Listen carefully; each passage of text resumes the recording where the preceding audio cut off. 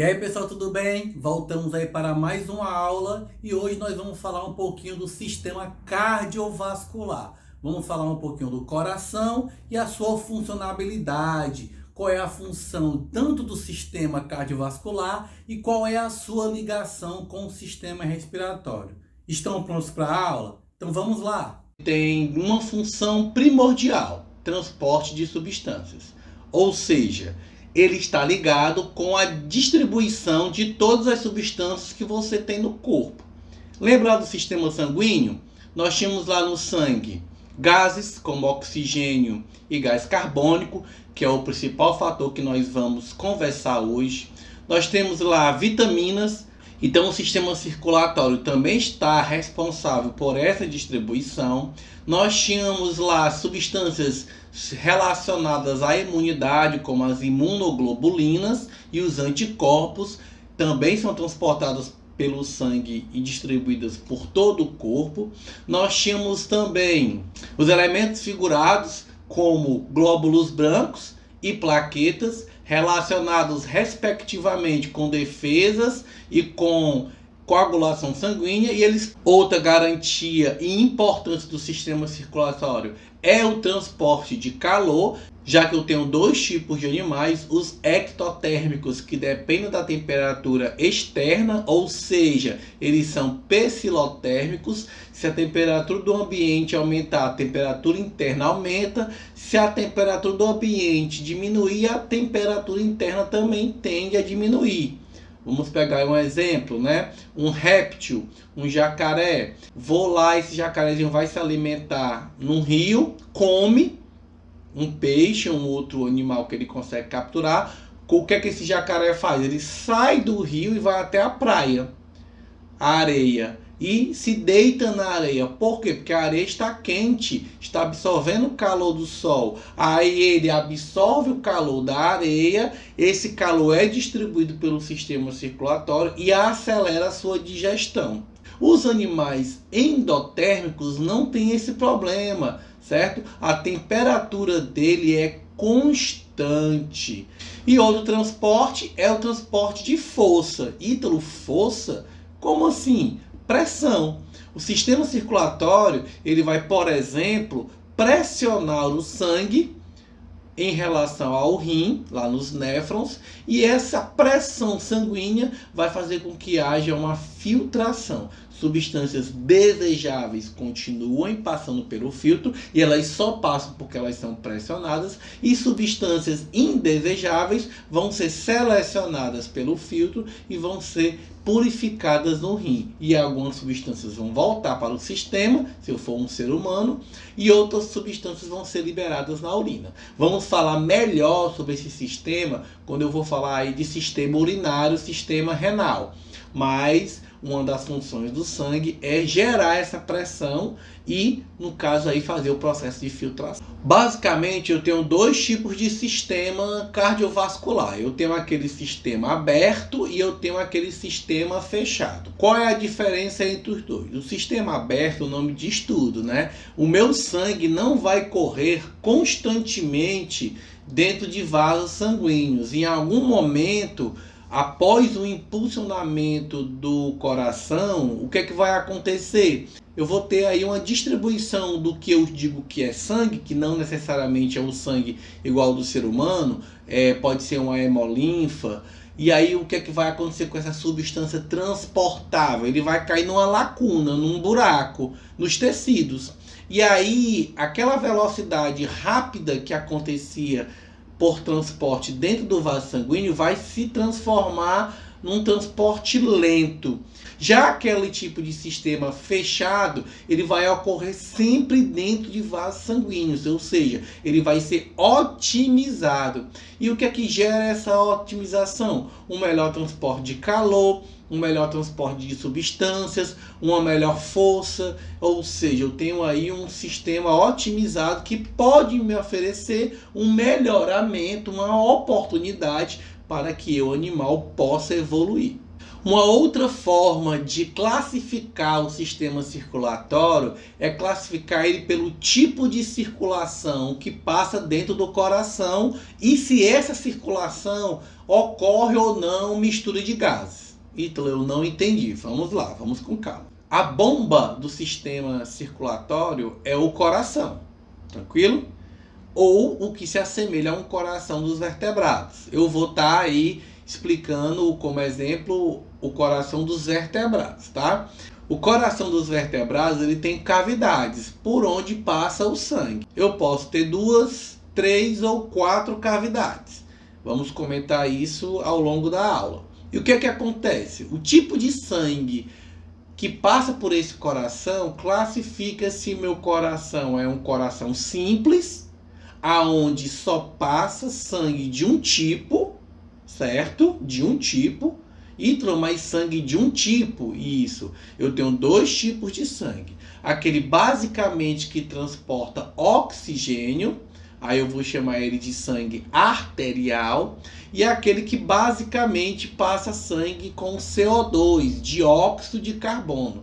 Aí eu vou chamar ele de sangue venoso, de veneno, já que o dióxido de carbono é tóxico. Então vamos lá. Se por dentro das minhas cavidades do coração só passar um tipo de sangue, então a minha circulação é simples. Tranquilo? No caso aí dos peixes, dessa figura, você vê que pelas 2 cavidades do coração, pelo átrio e pelo ventrículo, só passa um tipo de sangue, simbolizado pela cor azul, que simboliza o sangue venoso. Então, nesse caso, a minha circulação ela é simples. Mas em contrapartida, eu também tenho que me preocupar se ocorre mistura dos gases, tá? Ocorre mistura entre o gás venoso e o gás arterial, entre o CO2 e o oxigênio. O sangue que leva esses gases, ele é composto basicamente de um tipo, só CO2 ou só oxigênio, então ele é uma circulação completa. Não, Ítalo, ocorre uma mistura.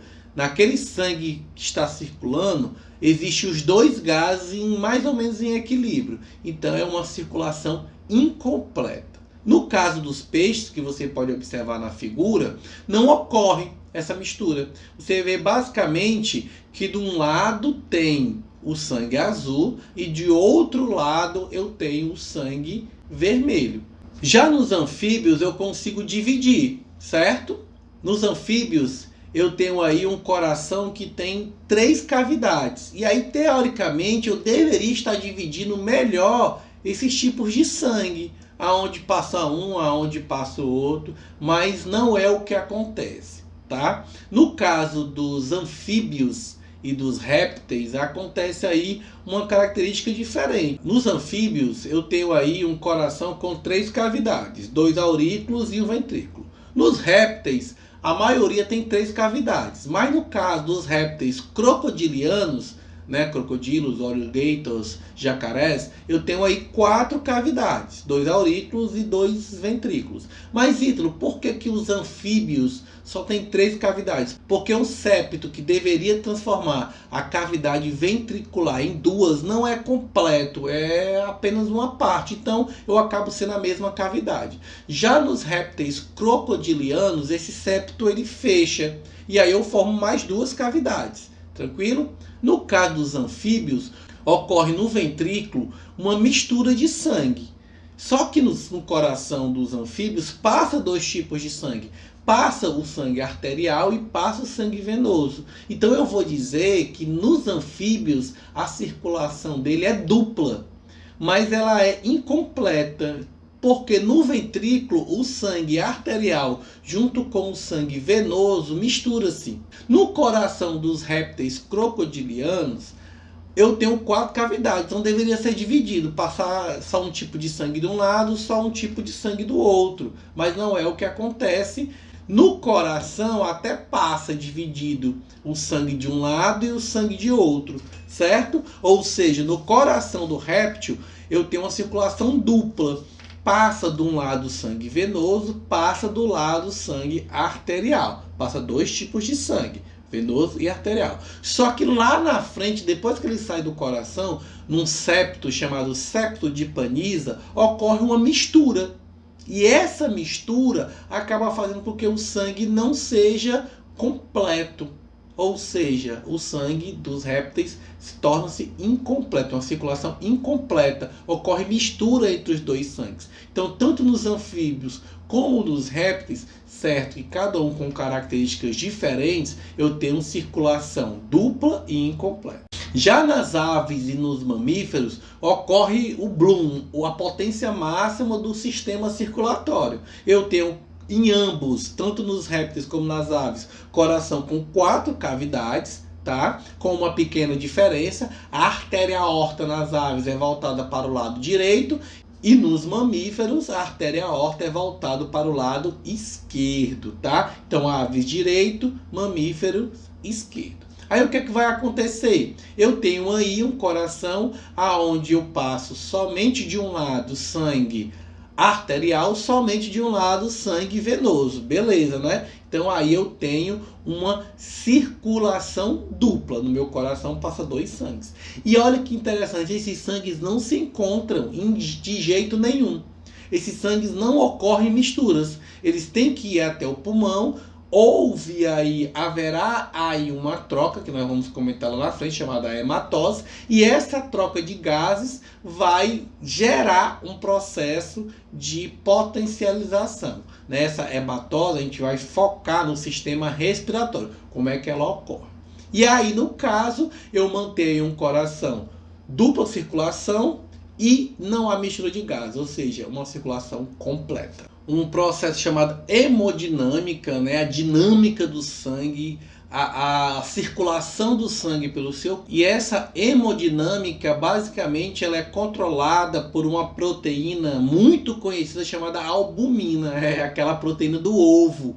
Essa proteína ela é constante dentro do seu sangue. E essa proteína, ela diz mais ou menos o patamar da grossura, da espessura, da densidade do seu sangue. E essa densidade, ela é importantíssima para determinar a força que o coração emprega para a circulação. E essa força é determinante para entender a pressão que ela faz dentro de um vaso. O vaso sanguíneo tem uma certa elasticidade. E essa elasticidade, ela vai gerar uma pressão interna. Então, o coração ele vai determinar uma pressão. Agora, se esse vaso ele aumentar demais, aquela pressão constante do coração, ela vai ser constante, mas ela vai se tornar menor pelo alargamento do vaso. É que a pressão do coração ela é mais forte nas artérias, já que são os vasos que recebem a força primária do sangue para a distribuição. Quando eu passo aí de uma artéria menor, uma arteríola, uma venícula, o que é que vai acontecer? Eu vou ter uma diminuição do vaso e aí meu coração vai fazer também uma diminuição de pressão. Por quê? Porque se eu tenho uma artéria muito pequena e essa pressão é constante nessa artéria, ela vai romper. Que é o que acontece geralmente nos acidentes vasculares cerebrais, né? Eu estou exercendo muita força num canto onde eu não deveria exercer e o coração só está exercendo esse canto porque ele está sendo informado lá na artéria que eu tenho que exercer essa força por conta da variação da albumina. E aí eu acabo fragilizando essa pequena veia, essa pequeno capilar e eu acabo rompendo. Então nós temos que ter muito cuidado com isso e eu vou comentar um pouquinho mais na frente. Vamos falar um pouquinho aí do coração, tá? O coração ele é um órgão de mais ou menos 400 gramas, ele tem mais ou menos o tamanho do seu punho fechado e ele fica posicionado, tá, no centro do seu coração, voltado para o seu lado esquerdo. Ele é formado, aí, pelo que você pode observar na foto, de uma musculatura chamada miocárdio, é a musculatura externa do coração, e o interessante é que esse miocárdio ele não é nutrido pelo sangue que passa internamente no coração. Ele é nutrido por veias e artérias chamadas artérias e veias coronarianas, tá? As coronárias. E elas são responsáveis pela nutrição do músculo cardíaco. Importante nós termos uma boa alimentação, uma boa saúde para que essas artérias coronarianas não entupam, gerando uma falta de nutrição da área, uma morte da área, gerando assim um infarto do miocárdio, ou seja, a morte do músculo do coração por falta de oxigenação, por falta de nutrição, de distribuição de substâncias essenciais para essa musculatura. Internamente, o coração humano é formado por 4 cavidades. Basicamente, eu tenho na parte de cima 2 átrios, o átrio direito e o átrio esquerdo, e ligado a esses átrios eu tenho as veias, ou seja, as veias sempre trazem substância do corpo para o coração. Do lado esquerdo, ligado ao átrio esquerdo, eu tenho aí a veia pulmonar, e no lado direito, ligado ao átrio direito, eu tenho a veia cava superior e a veia cava inferior.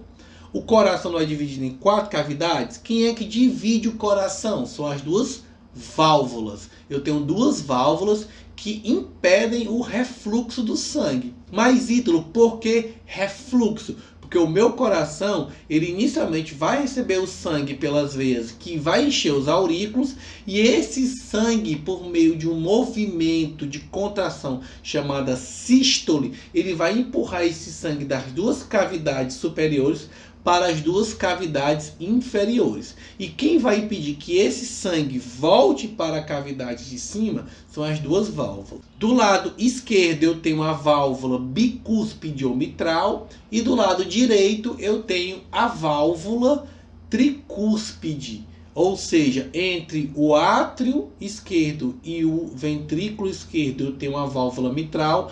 Entre o átrio direito e o ventrículo direito eu tenho a válvula tricúspide. E na parte de baixo eu tenho os ventrículos. Do lado esquerdo eu tenho o ventrículo esquerdo, do lado direito o ventrículo direito, e eles são ligados a 2 artérias.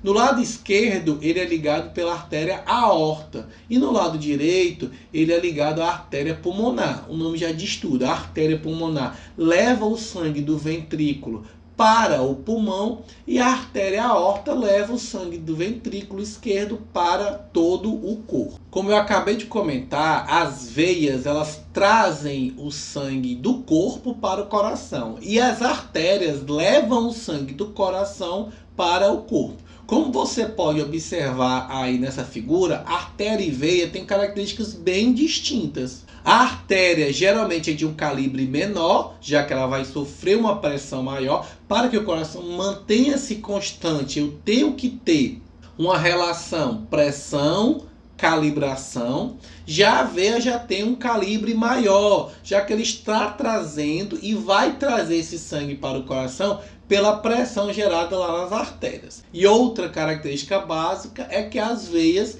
têm válvulas. Exatamente, as veias têm válvulas, travas dentro dela para evitar o refluxo. Ou seja, o sangue que é empurrado para frente por uma falha talvez do coração de pressão, ele tenderia a voltar. Não, ele não volta. O que é que vai acontecer? Uma vez empurrado para frente, essa válvula fecha, ela só vai abrir na próxima pressão sistólica. E aí o sangue que está aqui na frente, ele vai ser empurrado pelo sangue que está atrás, e assim mantém uma constância. Agora nós vamos falar um pouquinho da circulação do sangue, né? O caminho que o sangue faz no coração. Ele é bem simples, tá? Eu vou começar pela chegada do sangue do corpo, que é um sangue sem oxigenação. Lembrando que lá na aula de sistema respiratório eu vou explicar como é que esse sangue é trocado, sangue arterial por sangue venoso por sangue arterial, lá nos tecidos e lá no pulmão. Eu não vou me prender isso aqui, tá? Então, basicamente, a veia cava inferior, que vem do pescoço para baixo, e a veia cava superior, que vem do pescoço para cima, trazem para o átrio direito todo o sangue rico em gás carbônico, o sangue venoso. Então, o teu átrio direito recebe o sangue com CO2. E esse sangue ele chega no coração pelo átrio direito, e o teu coração, por um movimento de pressão sistólica, ou seja, a parte de cima do coração aperta, empurra o sangue do átrio direito para passar para o ventrículo direito, tá? Esse ventrículo direito e o átrio direito estão divididos pela válvula tricúspide, ou seja, a partir do momento que o átrio direito é pressionado, a válvula cúspide abre e o sangue passa do átrio direito para o ventrículo direito, aonde ele estava relaxado no movimento de diástole. Então, um apertou, o outro relaxou. Aí o que vai acontecer agora? O meu ventrículo esquerdo está cheio de sangue e ele vai sistolar, vai pressionar. E essa parte de cima vai entrar em diástole para receber mais sangue. No momento que o ventrículo direito ele pressionar o sangue vai passar pela artéria e vai entrar na artéria pulmonar e vai ser levado até os pulmões, aonde vai acontecer um processo chamado hematose, a troca gasosa, aonde o sangue rico em dióxido de carbono vai ser trocado pelo sangue rico em oxigênio. E aí o que vai acontecer? Eu troco o sangue, se não, eu troco os gases. Chega um sangue rico em CO2, passa a ser um sangue rico em oxigênio. Esse sangue rico em oxigênio, que vem dos dois pulmões, vai para o átrio esquerdo. Por quem? Pela veia pulmonar. A veia pulmonar sai dos dois pulmões, ou seja, eu tenho duas veias pulmonares, e vai até o átrio esquerdo, que relaxou. No momento que eu relaxei aqui em cima, eu chego para o átrio esquerdo, sangue rico em oxigênio. No momento que esse átrio esquerdo entrar em sístole, apertar, o sangue vai passar pela válvula mitral, bicúspide, ela vai abrir e o sangue vai sair do átrio esquerdo e vai para o ventrículo esquerdo, já que ele está relaxado. Então eu apertei aqui, ele passou para cá. No momento que o ventrículo esquerdo se encher de sangue, ele vai apertar, aí a parte de cima vai relaxar e vai se encher de sangue. Ok? Então isso é um movimento constante. Sístole embaixo de diástole. Sístole em cima de diástole. E ele fica com essas duas pressões. Esse ventrículo esquerdo cheio de sangue vai gerar uma sístole e vai impulsionar o sangue para a artéria aorta, que por sua vez é dividida em três partes. Uma parte vai para a cabeça, a outra parte vai passar pelo seu tronco, pela sua axila aqui, e vai impulsionar o sangue para a parte inferior do corpo, um sangue rico em oxigênio. Ele vai nutrir as células de oxigênio, aonde a célula vai queimar açúcar no processo de glicólise. Nesse processo eu vou gerar CO2, esse sangue vai recolher CO2 e o sistema vai voltar a circular. Vamos falar um pouquinho do ciclo cardíaco. O que é o ciclo cardíaco? É os batimentos do coração. O coração ele é ligado por um nervo da cabeça que vai diretamente ao coração. O nome dado a esse nervo é nó sinoatrial. Ele está ligado no átrio direito, no aurículo direito, tá? E ele dá choques constantes. Quantos choques? Depende. Se eu estou em repouso, 70, 75 até 80 choques. Se eu estou dormindo, 35, 40. Se eu estou numa atividade física, 100, 150 até 200 choques. Cada choque gera uma sístole. Então, no momento que meu coração ele levou um choque, ele se aperta. E aí a parte de cima aperta e a parte de baixo relaxa. Quando essa parte de cima relaxa por falta do choque, obrigatoriamente essa parte de baixo ela aperta. E aí eu fico no movimento constante. Cada choque gera um movimento de sístole. E esse movimento de sístole gera uma pressão. Qual é a pressão média do coração? Nós medimos em milímetro de mercúrio. A pressão sistólica é 120 de pressão numa coluna de mercúrio. E a pressão diastólica ela é mais ou menos 80 milímetros numa coluna de mercúrio. Então fica 120 por 80. A famosa pressão 12 por 8. Ah, fulaninho está com a pressão 12 por 8. Pressão ok. Ah, fulaninho está com a pressão 10 por 6. Uma pressão baixa. O coração está fazendo pouca força para impulsionar o sangue.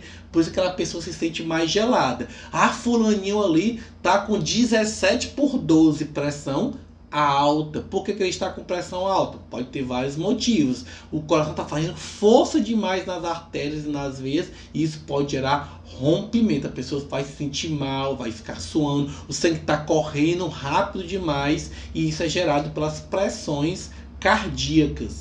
Essas pressões cardíacas, geralmente, dependendo da espessura do vaso, ela gera aí pressões diferentes e ocorre extravasamento de um líquido chamado líquido linfático, líquido tissular. E esse líquido, ele é capturado por um sistema chamado sistema linfático, que basicamente é formado de plasma e glóbulos brancos, e ele é ligado aos linfonodos. Então, toda a parte líquida do sangue que vaza sem elementos figurados, que são recapturados pelo sistema linfático, eles são distribuídos pelo corpo, ligados aos linfonodos. Quando esse líquido passa por esse linfonodo, ele é retirado ali resto de células, bactérias e vírus, é acrescentado a ele linfócitos, que nós...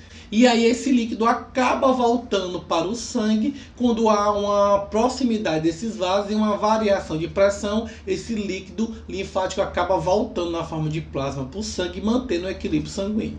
E aí, para fechar a aula de hoje, eu vou falar um pouquinho dos problemas gerados dentro do sistema circulatório, né? Hoje em dia, com a falta de alimentação correta, com o aumento de consumo de sódio, né? Nós acabamos gerando vários problemas para o sistema cardiovascular, certo? Um dos problemas clássicos é a hipertensão. O que é a hipertensão? É o excesso de força gerado no coração, nas artérias e veias, certo? E aí, quando essas veias vão diminuindo de calibre, esse problema fica mais sério.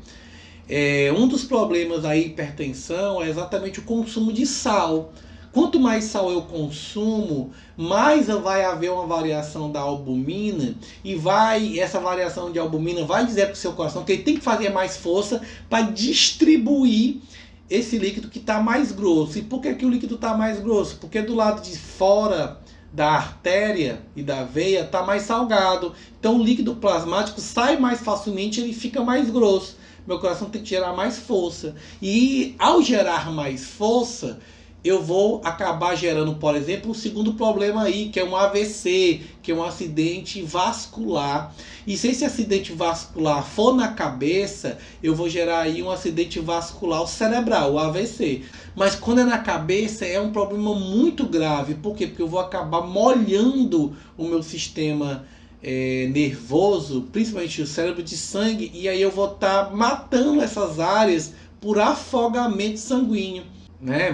Outro problema muito grave são as arterioscleroses, né? Que são exatamente o entupimento de artérias por meio de gordura. É aquele sanduíchezinho que você come com aquele molho no alho, né? Delicioso. Quando você come aquela pizza, quando você come essas comidas excessivamente gordurosas e excessivamente saborosas, você está depositando um pouquinho de gordura no seu vaso. Lembra daquele prato que você come, que ele fica engordurado? Você não precisa passar um detergente para facilitar, porque ele não gruda no prato a gordura. Tua artéria é do mesmo jeito, tá? Se tu comer essas comidas constantemente e ela exceder ao máximo de capacidade de transporte do teu sangue, o que vai acontecer? Ele vai se acumular nas artérias e vai entupir as artérias. O entupimento das artérias em vários locais, principalmente no coração, vai gerar um infarto, porque eu vou entupir a artéria, o sangue não vai passar mais, o sangue não passando, falta oxigenação, nutrição, a área morre, o coração, o músculo para de receber nutrientes de oxigênio, para de receber, por exemplo, cálcio, e aí aquele músculo volta para o seu estado natural, contraído. E aí você sente aquela dor e tem um infarto no miocárdio. Bem, pessoal, essa foi a aula de hoje. Foi um prazer estar com vocês. Eu espero que vocês tenham realmente conseguido absorver. Foi um prazer estar com vocês. Eu espero que vocês tenham gostado. Tenham um bom dia.